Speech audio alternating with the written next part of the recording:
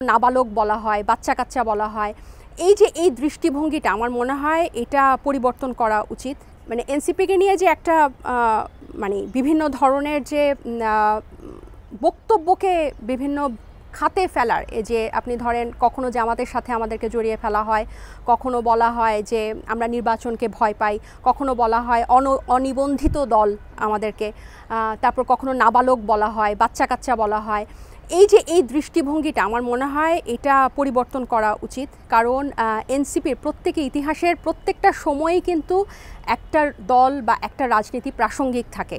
সেই ৭১-এর পর থেকে মুসলিম লীগ, জাসদ, আওয়ামী লীগ, বিএনপি এর একটা কিন্তু ধারাবাহিকতা আছে, এবং ২৪-এর পরে কিন্তু এনসিপি অনেকখানি প্রাসঙ্গিক এখন রাজনীতিতে। এবং এনসিপিতে যে সকল নেতারা আছেন, যারা সদস্যরা আছেন, যারা রাজনীতি করছেন এনসিপি দলের জন্য, তাদের প্রত্যেকের, তারা বয়সে অনেক কম হতে পারে, ছোট হতে পারে, কিন্তু তাদের প্রত্যেকের একটা জার্নি আছে, একটা অভিজ্ঞতা আছে, এবং দেশ নিয়ে তাদের সুনির্দিষ্ট কিছু ভাবনা আছে, এবং তারা কিন্তু খুব প্রিসাইসলি সেই কথাগুলো বলে।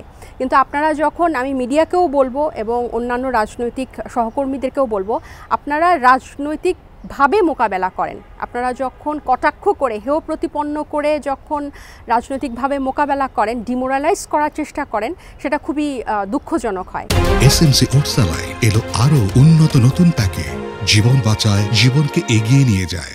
কারণ ২০২৪-এর জুলাইয়ের পর, গণঅভ্যুত্থানের পর এনসিপির জন্ম হয়েছে, এবং এখন রাজনীতির ময়দানে এনসিপি খুবই প্রাসঙ্গিক, এটা মানতেই হবে। জুলাই ঘোষণাপত্র কিন্তু সেই ৩১শে ডিসেম্বর, এটা কিন্তু শুধু কোনো একটা এনসিপি বা কোনো একটা একক রাজনৈতিক দলের কিন্তু এই চাওয়া না। এই জুলাই ঘোষণাপত্রটা গণঅভ্যুত্থানে অংশগ্রহণকারী প্রত্যেকটা, এই যে একটা ঐতিহাসিক নজিরবিহীন গণঅভ্যুত্থান হলো, এটা সবার একটা দাবি, এই জুলাই ঘোষণাপত্র এবং জুলাই সনদ সংস্কারের ভিত্তিতে যে জুলাই চার্টার বা সনদ যেটা তৈরি হবে। তাহলে এগুলো তো আপনি যদি ইতিহাসের দিকে তাকান, এগুলো বারবার কিন্তু ব্যর্থ হয়েছে কেন? সেই ৩ জোটের রূপরেখা, প্রথম তত্ত্বাবধায়ক সরকারের সেই ২৯টা টাস্কফোর্স, ২০০১ সালে 16টা টাস্ক, এগুলো কেন হয় নাই? রাজনীতিবিদদের সদিচ্ছার অভাবে। এবং এই দফা, এই এত শহীদ, এত আহত, এত পঙ্গু অন্ধের পরে কিন্তু এই দফা আমরা বলছি যে এটা কোনো অবস্থাতেই আমরা মেনে নেব না।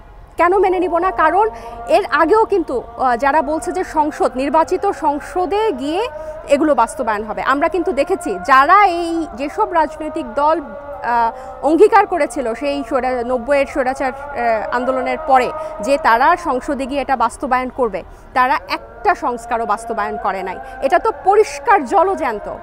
এরপরে তারা তত্ত্বাবধায়ক, মানে এই যে বাংলাদেশের সব রাজনৈতিক দুর্যোগগুলা হয় হচ্ছে ক্ষমতা হস্তান্তরের সময়, একটা সরকারি দলকে টেনে নামানো যায় না, এবং একটা ভোটের পরে বিরোধী দল পালায় যায়।